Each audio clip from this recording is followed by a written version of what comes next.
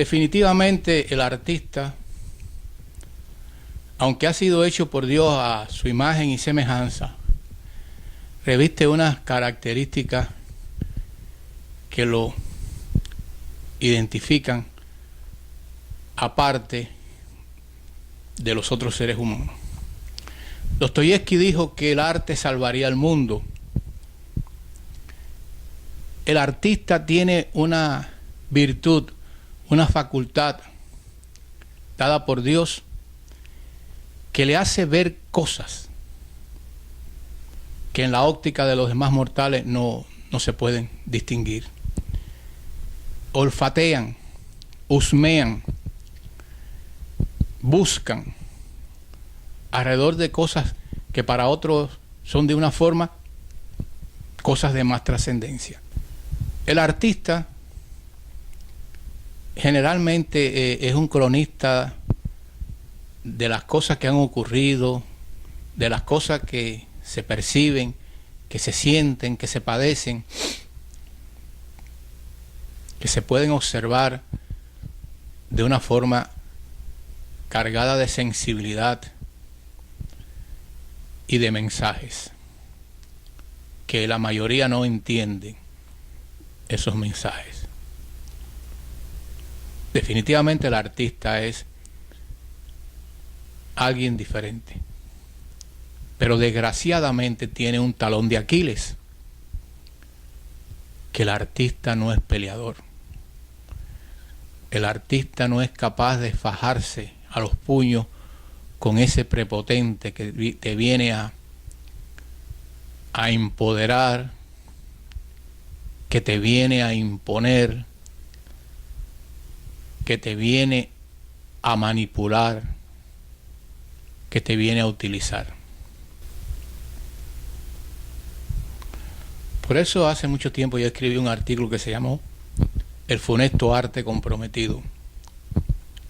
Y si nos remontamos a la historia, al pasado,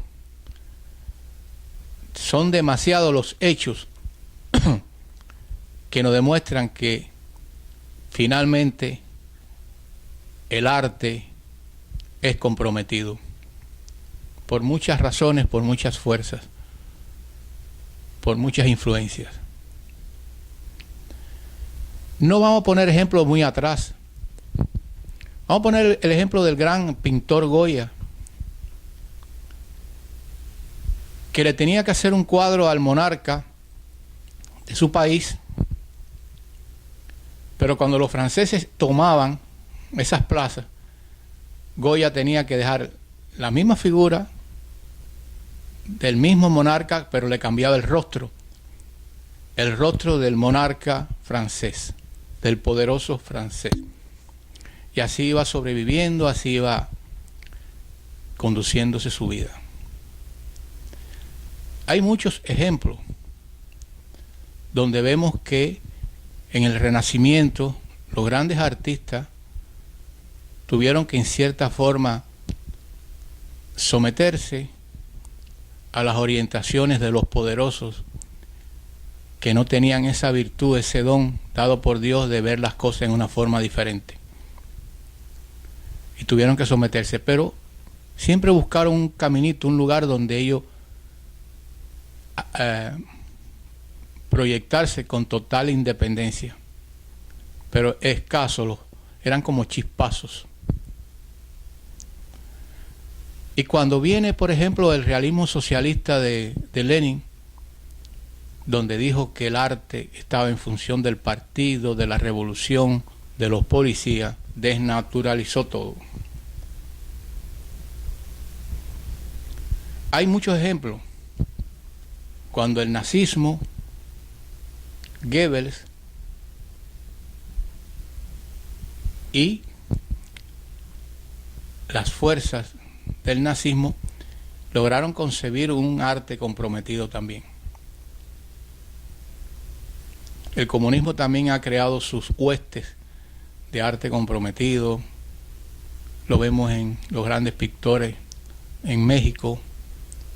En el caso cubano también hemos visto el arte comprometido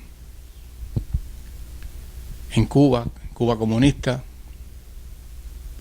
Por ejemplo, tenemos el caso de cuando Carlos Franchi en 1968 llevó casi a 300 figuras de la alta inteligencia, la inteligencia de punta en el mundo, y fueron a concluir su visita allá a Baracoa, en la Baracoa Oriental, donde Fidel Castro le dirigió sus palabras. Y en cierta forma, esos artistas tuvieron que aceptar convertirse, cuando salieron de Cuba, en propagadores de la revolución de Cuba.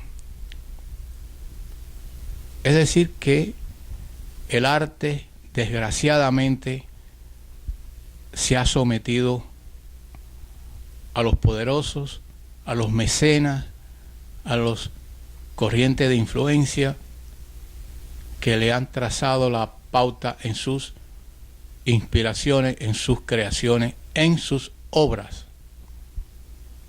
Tenemos el caso del Guernica de Picasso. El Picasso también que escribió que hizo La Paloma de la Paz. Y no hay una Paloma de la Paz de Picasso que haya representado más la violencia, la guerra, la muerte, el dolor. La Paloma de la Paz de Pablo Picasso. Pero vamos a detenernos en el cuadro Guernica, que el mundo lo ha arropado como la manifestación más grande que se puede realizar en un lienzo. Por ejemplo, el Guernica es una denuncia del bombardeo alemán a ese poblado. Y ahí, en ese poblado, con ese bombardeo que denuncia Pablo Picasso y los republicanos, no murieron más de 150 personas víctimas de los bombardeos. Más de 100 personas. Pero jamás ningún artista se ha inspirado. Y si se ha inspirado y ha creado las fuerzas que nos acogotan del otro lado, han permitido que trascienda. Estoy hablando del Paracuello de Jarama, donde un Santiago Carrillo y una checa ejecutó a más de 6.000 personas en ese lugar. Hoy en día hay un cementerio con tumbas donde queda evidencia de aquel asesinato en masa colectivo que hizo el republicano comunista marxista neobolchevique Santiago Carrillo. No hay un solo lienzo que universalice el horror del Paracuello de Jarama. En 1968, Fidel Castro, en un central azucarero, anunció que quitaba la propiedad intelectual, que fusilaba la propiedad intelectual. A partir de ahí, Cuba podría darse el lujo de fusilar cualquier obra sin mirar para el creador, ni en forma de retribución ni reconocimiento. Y así podemos dar muchos mensajes, dar muchos detalles de lo que ha significado el funesto arte comprometido. Pero en estos días, una vez más, queda de manifiesto ese funesto arte comprometido con lo que ocurrió en el Vaticano el 10 de mayo, Día de las Madres, cuando el escultor, el pintor, el artista Cacho le regaló al Papa una obra que es una cruz y un náufrago arrodillado, hecha con pedazos de maderas, representando todas esas balsas que se han destrozado en el mar de cubanos huyendo hacia el norte. Pero ellos no dicen que esa balsa, esa obra, está dedicada a los balseros cubanos, dice Cacho, dijo Raúl Castro, dicen todos. No. Esa obra está dedicada a las pateras del Mediterráneo, es decir, a los náufragos, a los que escapan en pateras en el Mediterráneo y que mueren.